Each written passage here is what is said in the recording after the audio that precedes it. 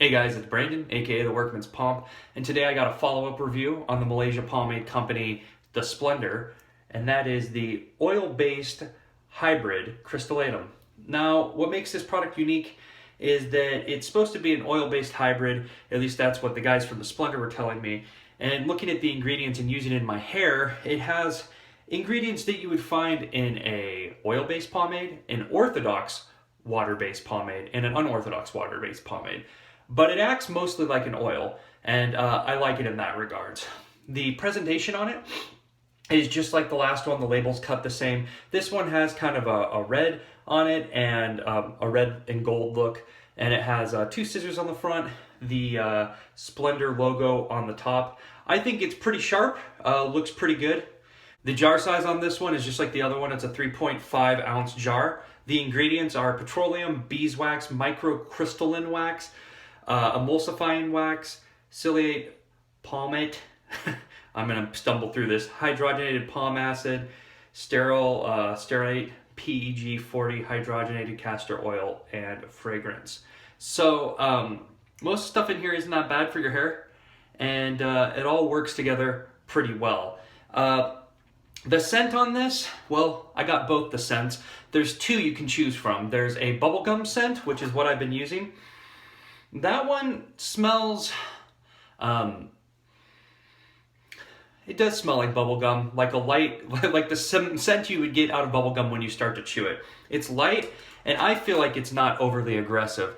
The other one is a tobacco scent, and but this isn't something that I would normally expect from a tobacco. It smells almost like a sweet tobacco, pretty good. So if you're not hot on the bubblegum scent, I think the tobacco would be right up your alley. Both smell great. All the Splendor products smell good in my opinion. So let's skip the rambling and I'll get right into it.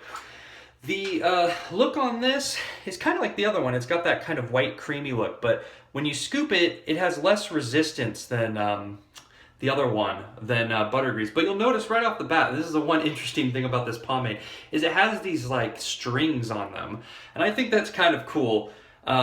It doesn't affect the breakdown really, and it doesn't affect application, but I'll show you when you start to break it down, it looks like there's like these strands, see? It's interesting. But it breaks down pretty easy, pretty creepy, but if you can see, there's like these little strands flying in the air right now. I don't know if you can see it or not, but look at that. Kind of weird, huh? So if you take big scoops like me, it's gonna make the breakdown really interesting and kind of messy. So be fair warned. You know what it looks like? Is it reminds me of when the Ghostbusters on Ghostbusters 2 get slimed. It reminds me of kind of what the slime looks like. But other than sometimes the pieces flying off, it's not that bad. Some might find this as a negative. I just find it really interesting. It doesn't affect the application though. You'll notice once you get it into your hair, the strands dissolve instantaneously. So not a big deal, but I will say that is something kind of that I've never seen in a product before, and I've only seen it in this product.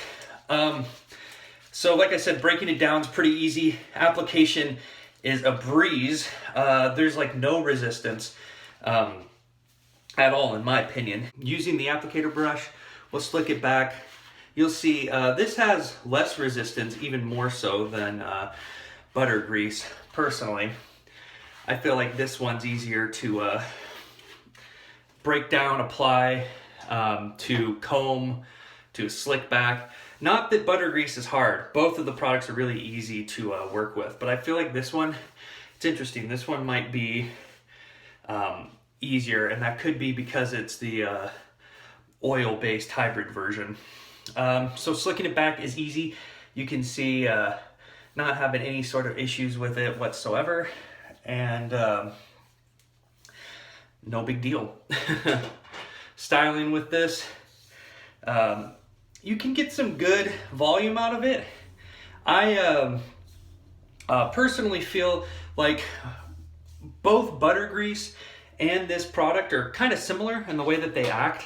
I feel like this product stays a little bit slicker longer than butter grease, and that's why I tend to favor it. Now, in the endurance realm, they both act similar in that I feel like they're both kind of mediums. This one acts like a medium. It will last for a good majority of the day, but there is going to need some restyles. One thing though is that I feel like shine-wise, this one shines a little bit more than Buttergrease. So if you're looking for more of kind of like a natural shine or like a matte look, then I would go with Buttergrease. But if you're looking for kind of like that greaser look, this one has a little bit more shine, giving it that kind of advantage. You can see I'm kind of just playing with it now, but it was really easy to style. One thing I didn't get to touch on in the Buttergrease review that I will touch on in this as well, that both of these products share, is that they're both really easy to wash out, making them a really good daily use product, both of them, which I really like. If you're looking for something that's just easy to apply and easy to wash out, then both of these products are good.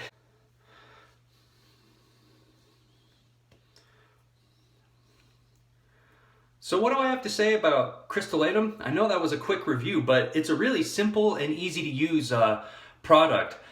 You know, like I said, I tend to favor this one a little bit over Buttergrease, although I like the Buttergrease scents better. So they're both really good, but this one I like a little bit better because it acts more like an oil-based and it's a little less dry.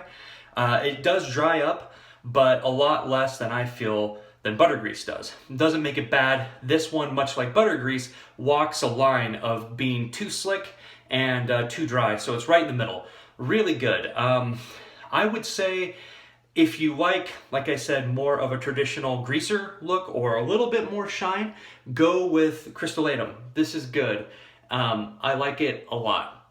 And I don't have too much else to say about it. It's just a really solid pomade all around. My overall rating, I would give this a 4.4 out of 5. This is a great pomade. Like I said, I favor this one just a tad bit more over Buttergrease, but both of the Splendor products are really good and really good addition. Like I said in my last review, if you live overseas and it's easier for you to get Malaysian pomade, I would say give the Splendor a shot.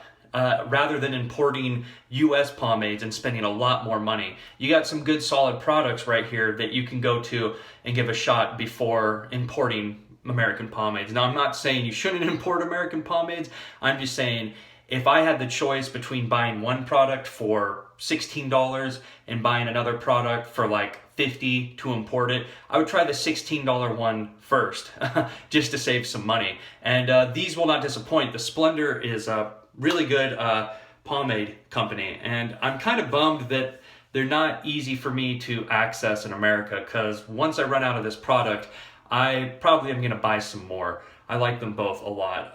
So I'll leave some links in the description. Let me know if you've tried this, let me know what you think, and hope you enjoyed the review. Have a good one, guys.